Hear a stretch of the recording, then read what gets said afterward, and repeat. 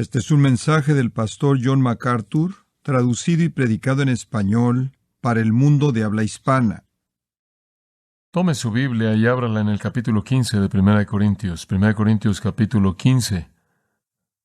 Vamos a regresar a nuestro estudio de Corintios esta mañana. Hemos estado estudiando 1 Corintios por varios años y hemos estado disfrutando mucho conforme hemos estado avanzando. Terminamos el capítulo 14 hace algunos meses atrás y entramos a otros temas de los que hablamos y ahora regresamos al tiempo de otoño. Vamos a regresar al capítulo 15. Ahora, realmente no voy a comenzar una exposición cuidadosa versículo a versículo del capítulo 15 hasta la semana próxima, cuando esperamos que todo el mundo esté de regreso y listos para empezar. Pero lo que quiero hacer esta mañana es darle un panorama del capítulo 15 en su totalidad. Este es un capítulo de 58 versículos y nos va a tomar un poco de tiempo cubrirlo párrafo por párrafo. Y entonces pensé que será más benéfico para ustedes, antes de que lo dividamos en párrafos, si tan solo vemos el panorama completo del capítulo. Y eso es lo que quiero que vea esta mañana. Quizás no va a ser algo revolucionario o nuevo para usted, pero quiero que vea el desarrollo del argumento de Pablo en el capítulo 15 y cuán crítico es que entendamos la realidad y la esperanza de la resurrección de Jesucristo. Esta es la piedra angular de la teología cristiana, y entonces demanda un estudio cuidadoso. Este es el capítulo más grande en la Biblia del tema de la resurrección, y entonces vale la pena entenderlo de manera panorámica. Y después regresaremos, comenzando la semana próxima, y entraremos párrafo a párrafo para escarbar las profundidades del tesoro de este capítulo. Job hizo la pregunta: si un hombre muere, ¿volverá a vivir? Pero Job no es el único que hizo esa pregunta. Me atrevería a decir que todo ser humano con un cerebro que opera, que jamás ha vivido, ha hecho la pregunta acerca de la inmortalidad. ¿Hay vida después de la muerte? Ahora, podría haber personas que no creen que la hay, pero por lo menos han enfrentado esa pregunta. En la ciudad de Corinto se habían levantado algunas personas que habían negado la resurrección. Si usted ve el versículo 12, encontrará el problema que llevó a la escritura del capítulo. Dice: si Cristo se predica que Él resucitó de los muertos, ¿cómo hay algunos de vosotros que dicen que no hay resurrección de los muertos? Es aparente entonces que en la ciudad de Corinto habían algunas personas negando la resurrección, y quizás incluso se encontraban dentro de la congregación de la iglesia corintia. En la mayoría de los casos, como hemos visto, los errores de la iglesia corintia eran errores prácticos, eran errores de conducta. Pero en este capítulo llegamos al error primordial, y es el asunto de la resurrección. Algunos de ellos estaban negando la resurrección. Bueno, eso tiene resultados tan increíbles y ramificaciones que Pablo debe tratar de manera muy fuerte con un error como ese. Negar la resurrección de Jesucristo es destruir la base entera de la fe cristiana. La fe cristiana no está basada primordialmente en las enseñanzas de Jesús.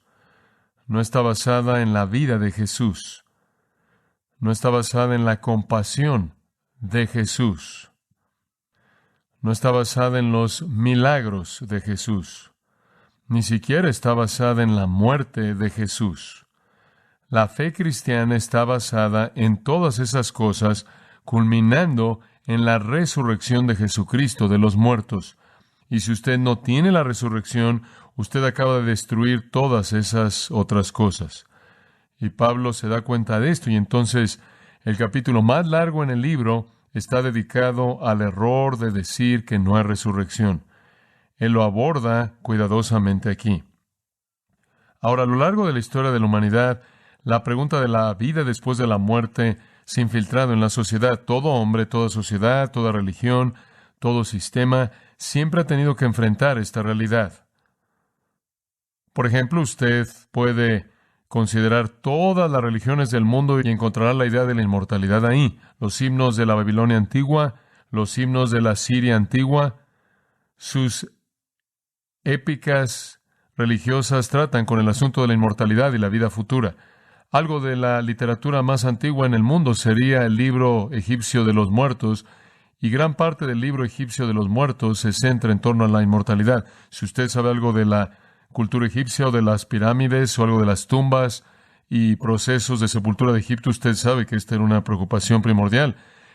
Los egipcios creían que el alma no podía disfrutar de la inmortalidad a menos de que el cuerpo fuera preservado, y entonces embalsamaban a personas que eran dignas de inmortalidad. Recientemente en la ciudad de Chicago, el rey Tut estuvo ahí en una exhibición. El rey Tut es muy antiguo, miles de años de antigüedad. Sin embargo, él ha sido preservado. Nunca olvidaré, estando en el Cairo, en el Museo del Cairo, y viendo hacia abajo, de mi nariz hacia abajo, a la nariz de un faraón que estuvo vivo cuando Moisés vivió.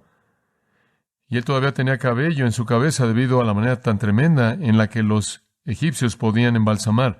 Las pirámides enormes y las tumbas que han sido cavadas en las rocas en la tierra del Nilo, el embalsamar de manera tan cuidadosa a los muertos muestran que tenían una gran esperanza de la inmortalidad. De hecho, normalmente sepultaban con sus muertos una copia del libro de los muertos para que pudieran tener un mapa para saber por dónde ir después de la muerte.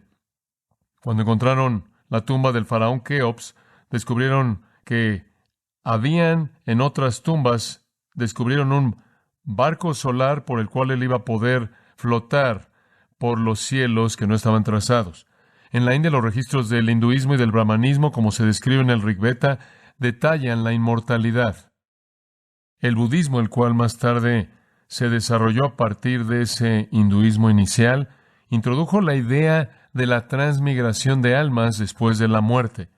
En Persia, el zoroastrianismo estableció una enseñanza de vida después de la muerte involucrando un dualismo. En la religión griega antigua, por ejemplo, hubieron creencias en muchos dioses y en una vida futura con esos dioses. De hecho, en muchos cadáveres griegos colocaban una moneda entre los dientes para que la persona muerta tuviera la tarifa para pagar su cruce por el río místico, fuera cual sea el río místico. En Roma adoraban a Júpiter y a Minerva y esperaban al mundo de las sombras de los muertos. En China y Japón, la creencia en la inmortalidad adoptó la forma de la adoración a los ancestros.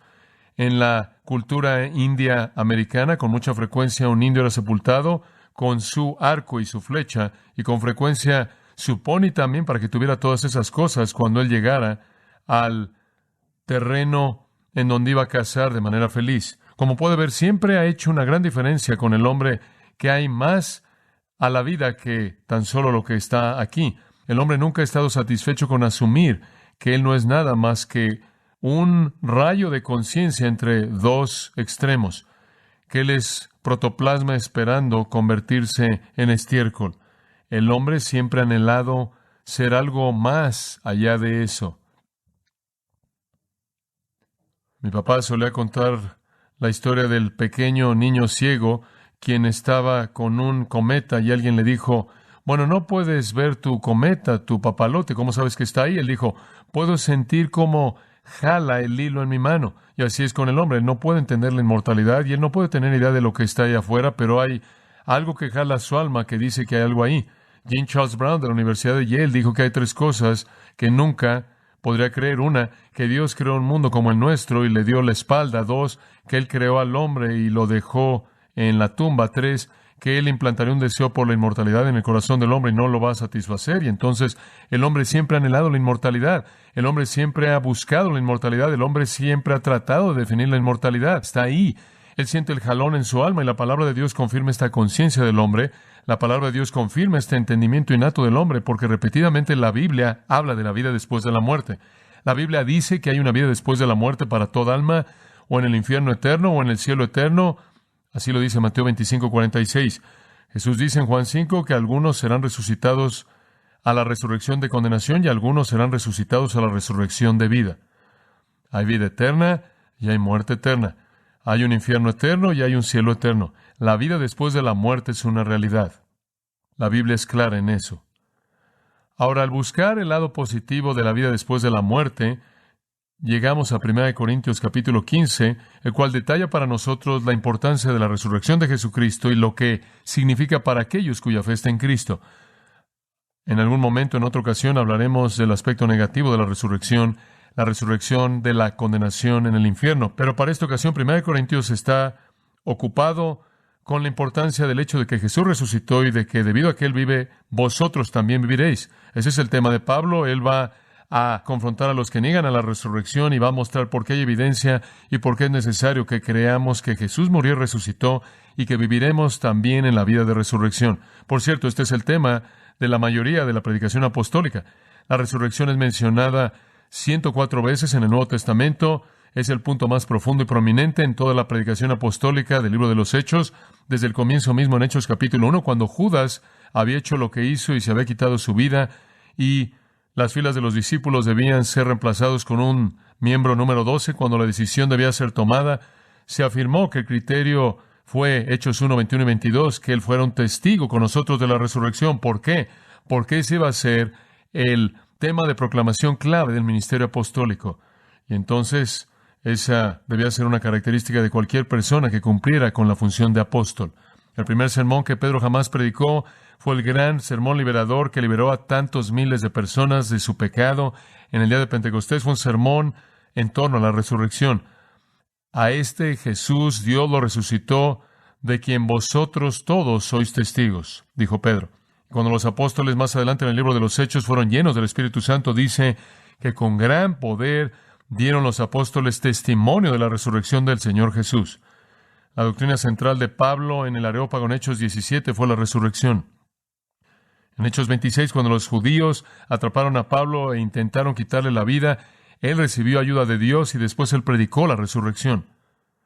Y entonces la resurrección es básica. Sin la resurrección, la muerte de Jesucristo se vuelve la muerte heroica de un mártir confundido o la muerte patética de un loco, la ejecución de un impostor. Y ninguna de esas cosas va a ayudar en nada a nosotros. Pero con la resurrección de Jesucristo, su muerte se vuelve una muerte expiatoria significativa que paga el precio del pecado y libera a aquellos que tienen fe a vida eterna. Entonces, como cristianos, nos congregamos en torno a la resurrección.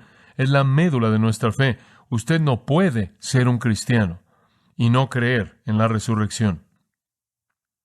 En Romanos 10, 9 y 10 dice que si confesares con tu boca que Jesús es el Señor y creyeres en tu corazón que Dios le resucitó de los muertos, serás salvo. La salvación depende de esa creencia en la resurrección. Entonces, cuando usted oye a alguien que no sabe si cree o no en la resurrección, usted sabe que acaba de conocer a alguien que no es salvo, sin importar lo que diga. Ahora veamos el capítulo 15 y voy a dividirlo en 8 secciones. Vamos a cubrir el capítulo entero, créalo o no. Vamos a cubrir 58 versículos esta mañana rápidamente. Póngase cómodo, coloque su Biblia sobre sus piernas y síganos. Esta es una afirmación tremenda de la resurrección. Hay 8 secciones separadas y simplemente se las voy a dar conforme avancemos. Número 1, la evidencia de la resurrección. Pablo comienza este contraataque contra la herejía que se había infiltrado en la situación corintia mediante una afirmación de la evidencia de la resurrección. Y él se concentra básicamente en 3 áreas de evidencia. Área número 1 es la iglesia. Área número 2 es el Antiguo Testamento. Y área número 3 son los testigos personales. Entonces aquí viene la sustanciación para la resurrección. En primer lugar, la iglesia, en los versículos 1 y 2. Observe conforme leemos. Además os declaro, hermanos, el evangelio que os he predicado, el cual también recibisteis, en el cual también perseveráis, por el cual asimismo, si retenéis la palabra que os he predicado, sois salvos, si no creísteis en vano. Ahora, lo que él está diciendo es esto, observe. A menos de que sea usted un impostor espiritual, a menos de que usted no haya tenido fe genuina, a menos de que en cierta manera usted haya hecho esto de manera ligera, superficial y lo deja, lo cual indica que nunca fue genuino. En otras palabras, si es un creyente verdadero, si usted es uno que verdaderamente se aferra a la fe, entonces lo que le ha sido predicado a usted lo ha recibido, ha sido salvado y usted depende de eso. Esta es la indicación básica de que usted es la iglesia. Si usted es un creyente verdadero, entonces el evangelio que le prediqué, se están aferrando a él, lo están recibiendo, están dependiendo de él y son salvos. Ahora dice usted, ¿cuál es el punto? El punto es este. Él los está identificando a ellos como la iglesia nacida del Evangelio. En otras palabras, él dice, ustedes que han oído el mensaje de la resurrección, que han dependido de ese mensaje y que han sido salvos por ese mensaje, son la prueba número 1 de que ese mensaje es verdad. ¿Sabe una cosa? El hecho mismo de que Grace Community Church existe en Roscoe Boulevard, en la ciudad de Panorama, aquí en Sun Valley, en esa mitad, la otra mitad en la parte norte de Hollywood, allá, y en Van Nuys, en esa área, el hecho mismo de que estamos aquí en este lugar, el hecho mismo de que usted está aquí, el hecho mismo de que todo grupo de creyentes por toda la faz de la tierra se congreguen en el nombre de Jesucristo es evidencia de que Él está vivo. ¿Entiende eso? Él dice, el hecho de que lo recibieron, dependieron de Él, fueron salvos por Él y existen hoy día aferrándose a esto, indica que Jesucristo está vivo y está edificando su iglesia. Esa es su primera prueba. Esa es la evidencia de la resurrección. La iglesia. En segundo lugar, él dice, la segunda evidencia de la resurrección es la escritura del Antiguo Testamento, versículo 3. Porque primeramente os he enseñado lo que asimismo recibí, que Cristo murió por nuestros pecados, ¿qué? Conforme a las Escrituras. Y que fue sepultado y que resucitó al tercer día, conforme a las Escrituras. Ahora, las Escrituras que tiene en mente son las Escrituras del Antiguo Testamento. Él está diciendo, la segunda razón por la que creemos en la resurrección es porque está profetizado en el Antiguo Testamento. El Antiguo Testamento, versículo 3, indicó que Jesús moriría por nuestros pecados, que el Mesías moriría en nuestro lugar. ¿En dónde? Salmo 22, por darles un ejemplo, describió a detalle la crucifixión. Isaías capítulo 53, para otro ejemplo, describe la crucifixión. Y todo cordero sacrificial en el Antiguo Testamento es un retrato de la muerte de Cristo. Y la serpiente levantada en el desierto es un retrato de Cristo siendo levantado. Hay una escritura cargada de profecía de la muerte de Jesucristo. Y esa escritura es el Antiguo Testamento. Y después en el versículo 4 él dice, y la resurrección también está ahí. Salmo 16:10 dice, no dejarás a tu santo ver corrupción. La profecía fue que el santo de Dios nunca entraría en un estado de descomposición en la tumba, y no fue así. Eso es profecía. Incluso el tercer día está profetizado en el panorama o en tipo, y Jesús recogió esto cuando él dijo, como Jonás estuvo 3 días y 3 noches en el estómago del pez, así el Hijo del Hombre estará 3 días y 3 noches en la tierra.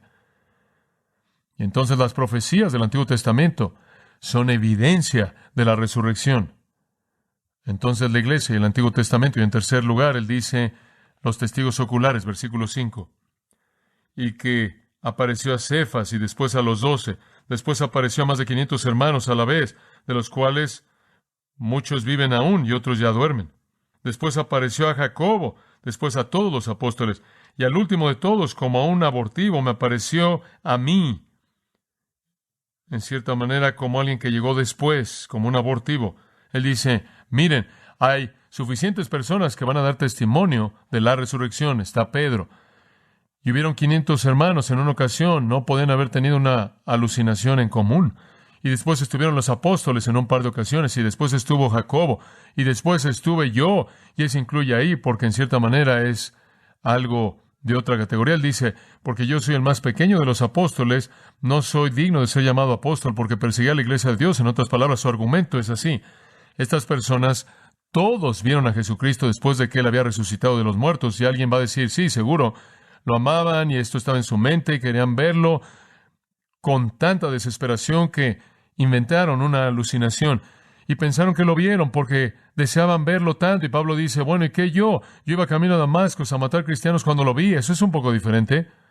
Yo lo vi fuera de tiempo. Y no es que yo lo quería ver, y no es que yo estaba buscando alucinaciones, y no estaba imaginándome algo. De hecho, en mi caso, versículo 10, sino por la gracia de Dios yo soy lo que soy. Y su gracia que me ha sido dada no fue en vano. Una vez que Él se aferró a mí con su gracia, me esforcé mucho más abundante que los otros, y no fui realmente yo, fue la gracia de Dios que fue en mí. Pero Él dice, sea yo, versículo 11, o ellos, todos predicamos y todos creemos la misma resurrección. ¿Ve su punto? Seguro que ellos tenían empatía, yo no tenía empatía, y todos estamos de acuerdo en la misma resurrección, testigos oculares. La evidencia de la resurrección viene de la iglesia, viene del Antiguo Testamento, viene de los testigos oculares. El segundo párrafo comienza en el versículo 12 y explica la importancia de la resurrección. ¿Cuán importante es que Jesús resucita de los muertos? Esto es lo que Pablo quiere decir. Algunas de estas personas en la iglesia de Corinto estaban diciendo, bueno, no hay resurrección, y aparentemente estaban ocupados en la iglesia. ¿Puede imaginarse eso? Si fuera a anunciarles a ustedes alguna mañana, bueno, solo quiero que sepan que no habrá resurrección. Jesús no resucitó de los muertos. Él reveló las Escrituras. Fue una farsa. No van a resucitar. La muerte es el final de esto, pero estén aquí la semana que entra para un estudio maravilloso de la Biblia acerca de cómo vivir la vida justa. Usted dirá, ¿a quién le importa? Sáquenme de aquí. No voy a desperdiciar mi tiempo aquí si no tengo más motivación que tan solo esta vida. Bueno, eso es lo que Pablo quiere tocar en los versículos 12 al 20, la importancia de la resurrección. Los críticos vienen en el versículo 2 y dicen, no hay resurrección. Él dice, pero si se predica de Cristo que resucitó de los muertos, ¿cómo dicen algunos entre vosotros que no hay resurrección de muertos? ¿Sabe usted lo que eso significa? ¿Han considerado las ramificaciones de eso? ¿Han considerado las consecuencias de eso? Escuchen esto. Si no hay resurrección de los muertos, y estos críticos tienen razón, y hay bastantes de ellos en la actualidad que están diciendo lo mismo, si no hay resurrección de los muertos, entonces Cristo no ha resucitado. Muy bien. Si no hay resurrección, punto número 1, Cristo no resucitó. Ahora, si Cristo no resucitó, versículo 14, entonces nuestra predicación es vana y vuestra fe es igual de vana, inútil. En otras palabras, todos los predicadores son inútiles y la fe de todo mundo es inútil. Olvídenlo, no hay nada ahí, simplemente seguimos, dejamos de vivir, se apaga la luz para siempre, se acabó, Cristo no resucitó. Nuestra predicación es una mentira, nuestra fe es ridícula, versículo 15. Si incluso somos hallados mentirosos, testigos falsos de Dios, estamos aquí inventando cosas porque hemos estado dando testimonio de Dios de que Él resucitó a Cristo de los muertos, a quien no resucitó. Si los muertos no resucitan, en otras palabras, Pablo realmente confronta a estos críticos y él dice, están bien, todos están bien, nosotros estamos mal, todo predicador es un mentiroso, Dios es un burlador, la fe es torpe, el mensaje no tiene sentido si Cristo no resucitó, y si Él no puede resucitar, no existe algo tal como la resurrección. Esto no es algo insignificante, ¿entiende eso? Este es un elemento de peso. Y permítame decirle, si los muertos no resucitan, versículo 16, entonces Cristo no ha resucitado, y si Cristo no ha resucitado, su fe es inútil, y aquí está la peor parte. Y todavía están en sus pecados. Ahora, ¿ve usted el punto? El punto es este. Si Cristo no resucitó de los muertos, entonces eso significa que el pecado lo conquistó a Él, ¿verdad? Porque Él llevó nuestros pecados en su propio cuerpo, y eso es lo que mató a Cristo. Él murió llevando nuestro pecado, y si Él nunca resucitó, entonces el pecado lo mató, y Él no podía conquistarlo. ¿Entiende usted eso? Y eso significa que Él no conquistó el pecado, y si Él no conquistó el pecado, estamos en problemas, porque también nos va a matar a nosotros y todos estamos condenados al infierno. Entonces, cuando alguien viene con un argumento filosófico de que no hay resurrección, dice Pablo, las ramificaciones son estupendas, son enormes. Dios es un burlador, todo predicador es un mentiroso, toda nuestra fe es inútil, todo mensaje no tiene sentido y todos estamos en nuestros pecados y condenados al infierno. Ese es el fin de todo. Versículo 18. Entonces también los que durmieron en Cristo perecieron. Están condenados. ¿Y sabe una cosa? Lo único que nos queda, si no hay resurrección, es el aquí y el ahora, ¿verdad? Eso es todo. Aquí estamos. Y el versículo 19 dice, si en esta vida solamente esperamos en Cristo, somos los más que dignos de conmiseración de todos los hombres. Si lo único que Cristo puede hacer por mí es algo en el aquí y el ahora y nada después de la muerte, olvídelo, olvídelo. ¿Quién lo necesita? Yo puedo hacer por mí lo que quiero. Me puedo volver un hedonista. Me voy a volver un existencialista práctico. ¿Por qué me voy a molestar? Y entonces lo que él está diciendo aquí, usted no simplemente puede considerar la resurrección como una discusión filosófica. Si usted hace a un lado la resurrección, usted acaba de sacar el corazón mismo del cristianismo. Lo ha matado, porque es la resurrección lo que da significado e importancia a todo. Entonces, la evidencia de la resurrección y la importancia de la misma. Entonces, Después Él gira y presenta lo que llamo la secuencia de la resurrección en los versículos 20 al 28. Observe, primera palabra del versículo 20 es que pero. ¿No le da gusto ver esa palabra? Pero. O más, ahora Cristo ha resucitado de los muertos. Él ha resucitado, ese es un hecho. La evidencia lo apoya como es dada en los primeros 11 versículos. Y aquí viene la secuencia de cómo funciona. Él se ha vuelto las primicias de los que durmieron. Las primicias es un gran concepto. Estaba hablando con un agricultor, el tío de mi esposa, ahí que vive en el campo, Nebraska, y le pregunté, ¿cuánto tiempo te tarda? Porque quería conocer desde el punto de vista de él el concepto de primicias en la Biblia. Le dije, ¿cuánto tiempo te tarda sembrar un cuarto de un terreno? Bueno, él dice, realmente con buen equipo podría sembrar todo en unos 2 días. Entonces yo pensé, bueno, eso es maravillosa. Con una máquina de $50,000 y todo ese aparato, él puede esparcir esa semilla bastante rápido. Bueno, ¿le gustaría a usted si tuviera un poco de semilla en una bolsa y estuviera caminando por un camino y tratara de hacerlo? Tomaría un poco más de tiempo y después se aseguraría de que fuera cubierto y tomaría más tiempo, y debido a eso era muy común que cuando venía un campo y dijéramos era grano y entraba así y así, fuera lo que fuera sembrado, llegaba primero y fuera tratado por igual por el clima y la lluvia y demás, de tal manera que las primicias no necesariamente llegarían al mismo tiempo con el resto de la cosecha. Y entonces cuando le dijo a la gente, quiero las primicias, él realmente les estaba diciendo que se esforzaran un poco, se arriesgaran un poco, porque les estaba diciendo, lo que venga primero, conforme lo recogen, me lo deben dar, y entonces confíen en que yo les voy a traer el resto de la cosecha. Y si usted fuera un agricultor puramente pragmático, usted podría decir, bueno, Dios, con gusto voy a esperar hasta que todo sea cosechado, y si queda algo te lo voy a dar, pero primero te voy a dar las primicias. Digo, esa es la parte que sé que vino, como puede ver. No sé el resto, es simplemente la parte que Dios quería, porque así era como usted vivía por fe. Y Dios dice, si me traes esa parte, voy a llenar tus graneros. Ese es un principio para ofrendar que hemos experimentado. Si le da usted a Dios lo primero de lo que tiene, entonces Él va a traer el resto. Eso es vivir por fe. Entonces, ese es el concepto de primicias. Permítame explicarle un poco cómo funciona esto. La fiesta de la Pascua tenía muchos aspectos significativos, pero uno de ellos era que ocurría en el momento de la cosecha de la cebada.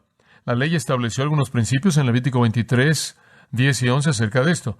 Dijo, traerás una parte de las primicias de tu cosecha al sacerdote, y él va a presentarlo delante de Jehová para que sea aceptable para ti, y después del día de reposo el sacerdote la va a mover. Muy bien. Después de la cosecha de la cebada, vas a traer las primicias, lo primero del grano y lo primero de la cebada. Entonces era dado al sacerdote, a los sacerdotes, eran cosechados del campo en común. Esto no debía ser algún jardín especial que usted plantaba para Dios. Esto tenía que salir del campo en común. Usted debía creer en Dios por fe, por lo que usted había plantado para su propio sustento, no algo pequeño especial que usted no iba a hacer de cualquier manera.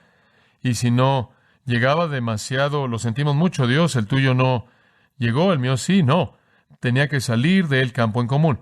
Y cuando era cortado, era traído en un paquete al templo, era entregado a los sacerdotes, y los sacerdotes lo separaban con mucho cuidado para no lastimarlo, y después lo colocaban en una especie de sartén perforado, y lo colocaban sobre el fuego, y lo que hacía es que quemaba todo grano era tocado por el fuego, después era aventado al viento, y lo que no servía era llevado por el viento. El grano era colocado en el suelo, en un molino de cebada, y era pulverizado hasta convertirse en harina, y la harina era dada a los sacerdotes. Los sacerdotes la dedicaban, y después hacían pan y se la comían. Ese es el proceso. Y era una señal del alimento y el pan que vendría en la fiesta, que vendría cuando la cosecha completa llegara. Pero primero era para Dios. Bueno, Pablo dice, Cristo es así. Cristo fue el primero de la tumba, las primicias. Él fue aquel a quien se le tuvo que quitar la vida como el grano, y fue ofrecido a Dios, y fue quemado en el fuego de la muerte. Y después, Él fue hecho apto, Él fue preparado para que se volviera el pan de vida. Y Él no es nada más en este sentido de lo que Pablo está diciendo aquí, que la garantía de que ustedes van a resucitar. Ustedes son la cosecha de lo que Cristo es la primicia. Es un gran pensamiento. Y entonces Él dice, Él es las primicias. Ahora Él sigue la secuencia en el versículo 21. Porque por cuanto la muerte entró por un hombre, también por un hombre la resurrección de los muertos. Porque así como en Adán todos mueren, también en Cristo todos serán vivificados. En otras palabras, Adán es el que metió la muerte. Él fue las primicias de la muerte. ¿Quién es el primero por quien entró el principio de muerte? Adán. En el día que en él comieres, Dios dijo que ciertamente morirás. Las semillas de la muerte fueron plantadas primero en Adán y Eva. Las semillas de la vida, vida de resurrección, fueron plantadas primero en Jesucristo. Ese es el mensaje aquí. Y el orden viene en el versículo 23. Pero cada uno en su debido orden. Cristo las primicias, luego los que son de Cristo en su venida. ¿Cuándo somos resucitados? ¿En su qué? En su venida. En su venida. Y Él dice, además de eso, si quieren saber lo que va a pasar, Cristo resucita de los muertos. En su venida ustedes resucitan. Después viene el telos, el término, lo que es final. Cuando Él habrá entregado el reino al Dios y Padre, cuando haya suprimido todo dominio, toda autoridad y potencia, porque preciso es que Él reine hasta que haya puesto a todos sus enemigos debajo de sus pies. Pablo se concentra en el tiempo final. Él dice, viene un día cuando la cosecha vendrá, todos seremos resucitados y después el fin va a venir y seremos congregados, la gran cosecha en el reino, la resurrección entera se llevará a cabo, Cristo recibirá la autoridad, Él va a sujetar a todos los enemigos. Y el versículo 26 dice, y el postrer enemigo que será destruido es ¿qué? La muerte. Porque todas las cosas las sujetó debajo de sus pies. Esos son los pies de Cristo.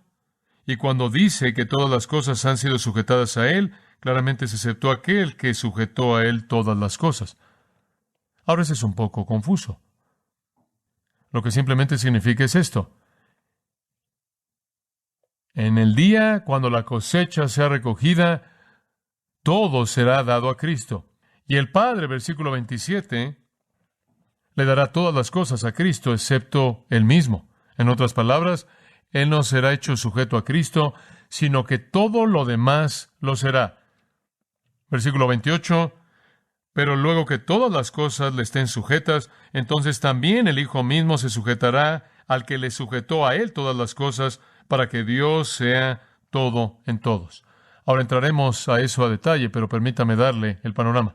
Adán vino y las semillas de muerte fueron plantadas. Todo individuo que nace en este mundo nace con una bomba de tiempo que llega a cero cuando muere. Todos tenemos las semillas de muerte. Cristo viene, resucita de los muertos, comienza un nuevo potencial de resurrección, y aquellos que están en Cristo serán resucitados. ¿Cuándo?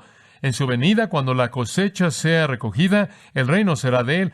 Él tomará el reino y sujetará todo en el universo a sí mismo, excepto por el Padre, y cuando Él haya sujetado todo, Él lo va a tomar, incluyéndose a sí mismo, y Él lo entregará al Padre, quien lo creó, y el ciclo estará completo. Esa es la secuencia de la resurrección.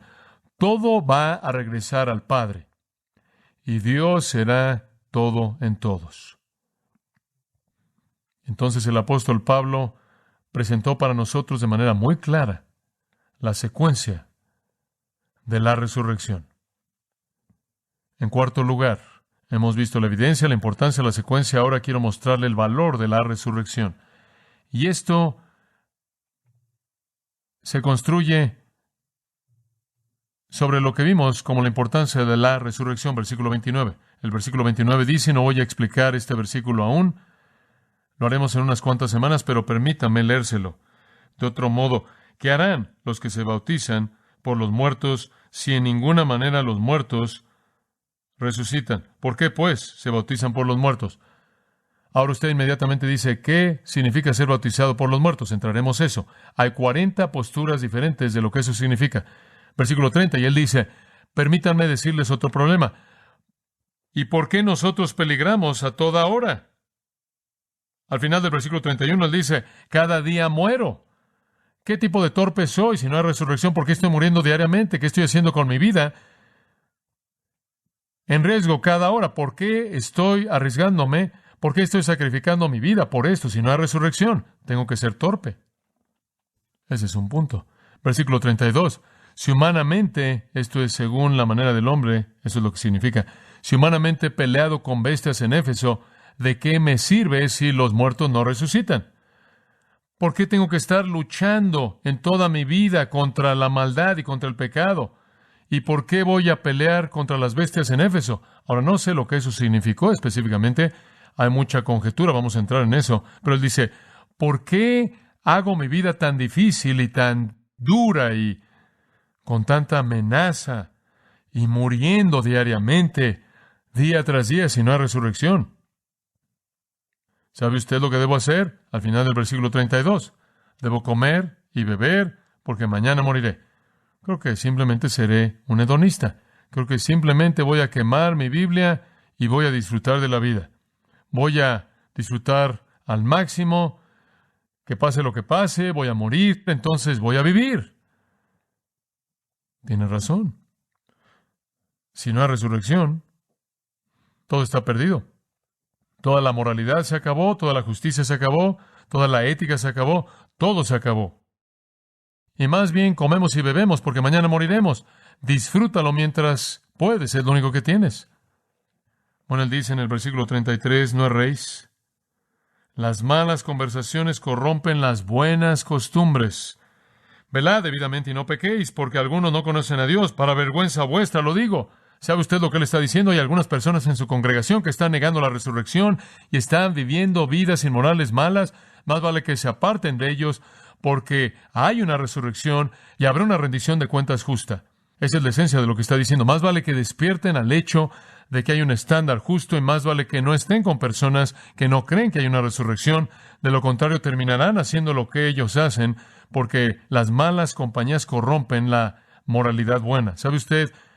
Lo que usted cree tiene grandes ramificaciones en cómo se conduce, ¿verdad? Hay muchas personas, como puede ver, que quieren vivir una vida mala y entonces simplemente se dicen a sí mismos que no hay consecuencias.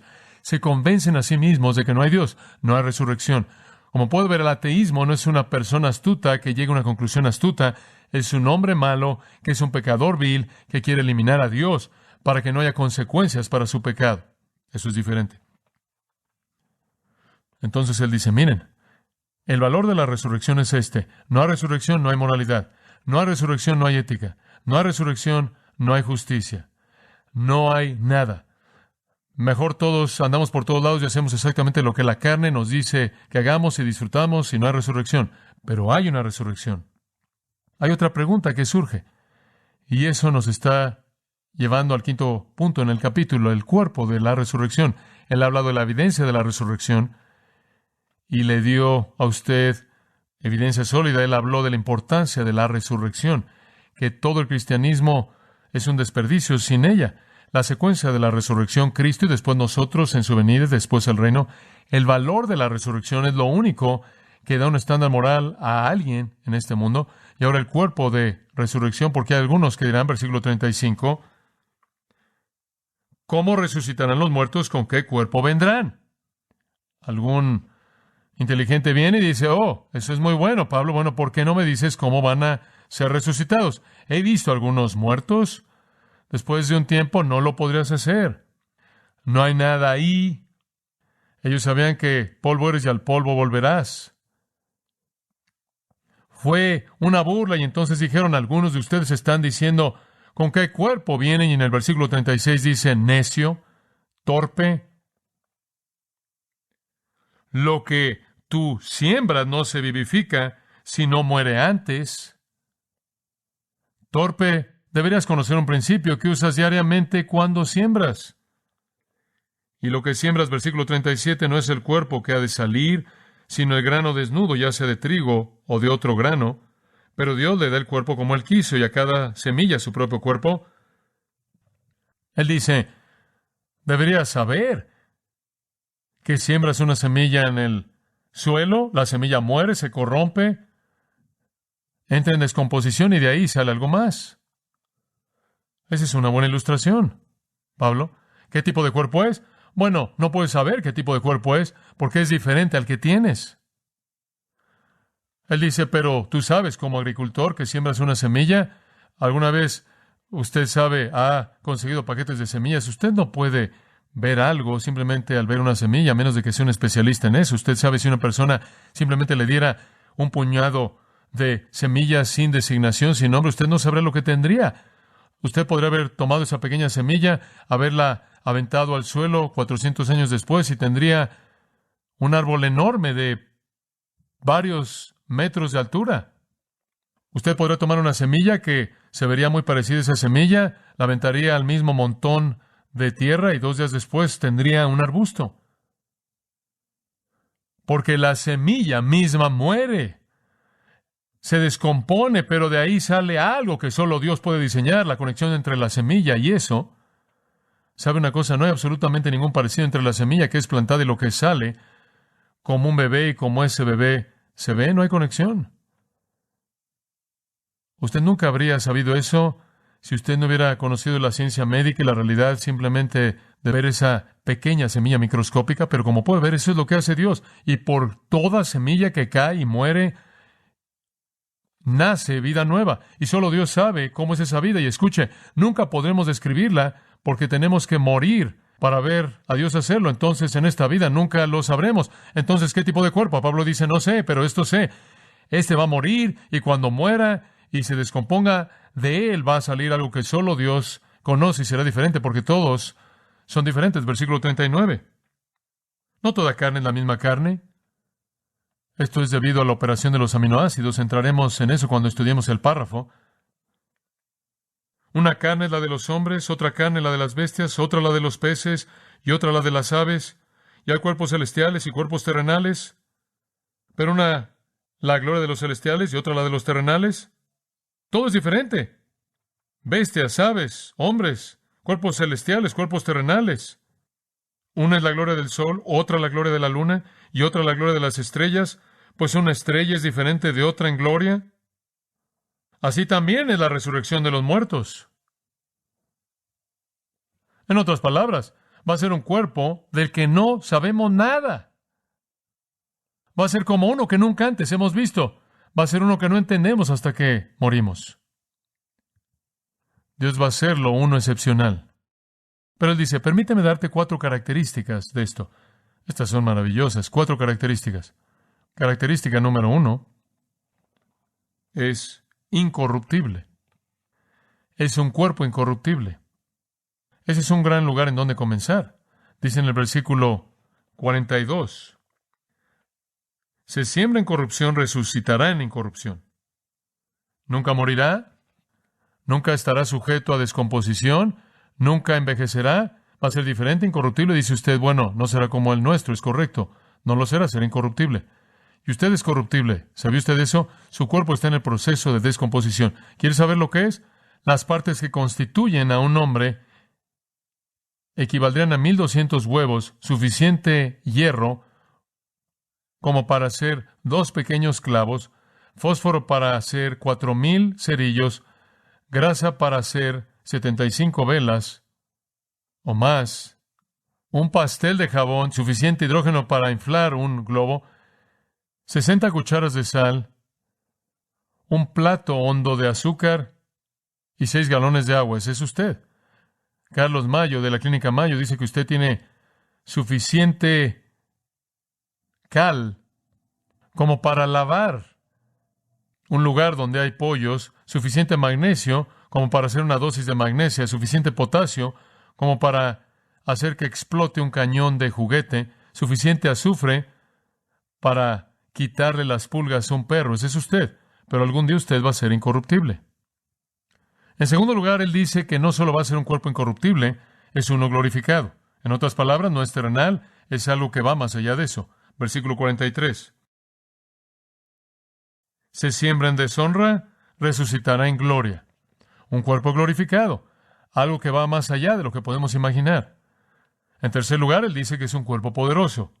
El versículo 43 al final. Se siembra en debilidad, resucitará en poder. Algún tipo de poder más allá de lo que podemos entender. En cuarto lugar, cuerpo espiritual.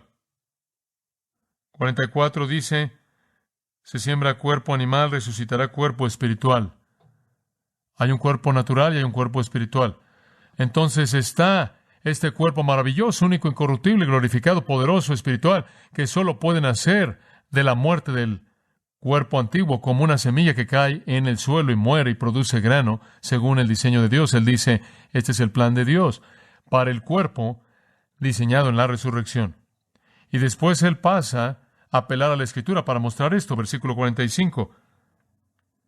Así también está escrito, Génesis 2:7, fue hecho el primer hombre, Adán, alma viviente, el postrer Adán, espíritu vivificante. Mas lo espiritual no es primero, sino lo animal, luego lo espiritual. En otras palabras, primero fuimos adámicos, primero fuimos terrenales, primero fuimos humanos, y Cristo vino y Él es el que provee un cuerpo diferente. El primer hombre es de la tierra, terrenal, 47 dice. El segundo hombre es el Señor del cielo. Y como es el terrenal, esto es Adán, así son los terrenales. Nuestro primer cuerpo es como Adán. Y como el celestial, así son los celestiales. Nuestro primer cuerpo es como Adán, nuestro segundo cuerpo es como ¿quién? Cristo. Porque le veremos tal como Él es. 1 Juan 3:2. Y el versículo 49, qué gran afirmación. Y así como hemos traído la imagen del terrenal, todos somos adámicos, con carne y sangre, corrupción. Como llevamos la imagen del terrenal, también llevaremos la imagen del celestial. Algún día seremos como Cristo. Y así tiene que ser, amados. Tenemos que tener un cuerpo como Cristo. Tenemos que tenerlo porque, versículo 50, pero esto digo, hermanos, que la carne y la sangre no pueden heredar el reino de Dios. No podemos entrar al reino con cuerpos corruptibles, dice él. Entonces tenemos que tener cuerpos como Cristo, el cuerpo de resurrección. Vamos a tener que entrar en eso en mayor detalle cuando entremos. Entonces Pablo dice la evidencia de la resurrección, la importancia, la secuencia, el valor del cuerpo. Dice usted, bueno, esto es tan emocionante, me gustaría que esto pasara ahora. ¿Cómo lo consigues? ¿Cuándo sucede? El momento de la resurrección, el siguiente punto. El momento de la resurrección, versículo 51. He aquí os digo un misterio. Bueno, ahí está. No puedes saber cuándo, es un misterio. No todos dormiremos, pero todos seremos transformados. Bueno, ese es el lema que tenemos en nuestro cunero, pero esa no es la interpretación apropiada del versículo. Ahora ustedes nunca conocerán la interpretación apropiada porque tendrán eso en su cabeza todo el tiempo. De cualquier manera, no todos dormiremos, significa que no todo creyente va a morir, pero todo creyente será ¿qué? Transformado. ¿Por qué? Porque no podemos entrar al reino a menos de que seamos cambiados. No podemos vivir con Dios en un dominio incorruptible a menos de que tengamos cuerpos incorruptibles. No podemos vivir en una esfera glorificada sin un cuerpo glorificado. No podemos expresar el poder de Dios que Él quiere sin un cuerpo poderoso. No podemos estar en una esfera espiritual sin un cuerpo espiritual. Y entonces debemos ser cambiados, dice usted. ¿Pero cómo? En un momento, en un abrir y cerrar de ojos, a la final trompeta, porque se tocará la trompeta y los muertos serán resucitados incorruptibles. Y nosotros seremos transformados, porque es necesario que esto corruptible se vista de incorrupción y esto mortal se vista de inmortalidad. Viene un día cuando en un momento seremos cambiados y sabremos cuándo es Cristo primero y cuando nosotros los que permanecemos en su venida. Cuando Jesús venga a arrebatar a su iglesia, ese es el momento cuando seremos cambiados. Nuevos cuerpos salen de las tumbas como el grano que crece de la semilla que está descompuesta. Nosotros que estamos vivos y permanecemos, somos cambiados conforme nos encontramos con el Señor en el aire. Va a venir cuando Jesús venga. Lea 1 Tesalonicenses 4:13, eso describe el rapto. Ese es el momento cuando seremos cambiados y Jesús puede venir en cualquier momento. Entonces vemos el momento de la resurrección, el cuerpo de resurrección, el valor de la resurrección, la secuencia, la importancia, la evidencia. Ahora observe los versículos 54 al 57, la victoria de la resurrección. Usted sabe esto porque sabemos esto. Realmente nos da un sentido de victoria, ¿no es cierto? ¿Qué tenemos que temer? Hombre, es emocionante pensar en esto, versículo 54. Y cuando esto corruptible se haya vestido de incorrupción y esto mortal se haya vestido de inmortalidad, cuando experimentemos este momento de transformación, cuando suceda, entonces se cumplirá la palabra que está escrita: sorbida es la muerte en victoria. Y cuando esto suceda, ¿sabe usted lo que vamos a decir? ¿Dónde está, oh muerte, tu aguijón? ¿Dónde está, oh sepulcro, tu victoria? Vamos a conquistar la muerte del otro lado. ¿Sabe una cosa? Cuando usted avienta una semilla al suelo, usted no dice, oh, no es triste, pobre, pequeña semilla. No, usted dice, espera hasta que la flor venga. La razón de la existencia de la semilla es producir la flor. No decimos, oh, es tan triste, un cristiano murió. Eso realmente no es triste, porque ese cristiano, como cualquier otro cristiano, algún día va a experimentar la plenitud de la vida de resurrección y un nuevo cuerpo glorificado, y va a clamar con el resto de los redimidos: ¿dónde está, oh muerte, tu aguijón? ¿Dónde está, oh sepulcro, tu victoria? Ya que el aguijón de la muerte es el pecado, y el poder del pecado la ley. Más gracias sean dadas a Dios, que nos da la victoria por medio de nuestro Señor Jesucristo. Como puede ver, Cristo vino y quitó el aguijón de la muerte, y la muerte es impotente para el cristiano. La muerte no tiene poder, y entonces la victoria es nuestra. ¿Sabe una cosa? Sin esa victoria, la vida es miserable. Me acuerdo leyendo de la Edad Media. Estaba leyendo a un escritor haciendo un comentario de la época en la Edad Media y explicando algo de la tiranía cruel y los instrumentos de tortura usados en contra de los hombres. Y él estaba escribiendo de un método usado por la familia Hohenstaufen para matar a sus víctimas. Los colocaban en un cuarto que se veía como un cuarto cómodo, y en unos cuantos días la víctima se daba cuenta de que las paredes se estaban haciendo más chicas. Las paredes estaban colocadas en una maquinaria que tenía aceite y se movía en silencio más y más cerca, y finalmente aplastaba a la víctima. Y pensé, eso no es diferente de una persona que no tiene esperanza después de la muerte. No tener nada en el futuro sería ser aplastado lentamente por una vida que no tiene significado. Este es el hombre que no tiene esperanza, aplastado en una muerte sin Cristo. Pero hay una alternativa. Hay una manera de enfrentar la muerte con gran victoria y gran gozo y clamar: ¿dónde está, oh muerte, tu aguijón? Entonces Pablo nos presenta la realidad de la resurrección. Y después él cierra con la última afirmación que llamo lo práctico de la resurrección. Dice usted: ¿acaso esto no solo es algo imaginario, John? ¿Acaso esto no es algo esperanza para mañana? No. Hay algo muy práctico aquí, versículo 58. Así que, y el así que está ahí con el propósito de decir algo en base a lo que ha sido dicho durante 57 versículos, debido a que todo esto es verdad acerca de la resurrección. Hermanos míos amados, no sean sacudidos, estad firmes y constantes. En otras palabras, manténganse fieles a esto. Amigos, no teman la muerte, no se preocupen por el futuro. No sean sacudidos, tengan confianza. Hombre, eso es maravilloso. Y una segunda cosa: creciendo en la obra del Señor siempre, sabiendo que vuestro trabajo en el Señor no es en vano.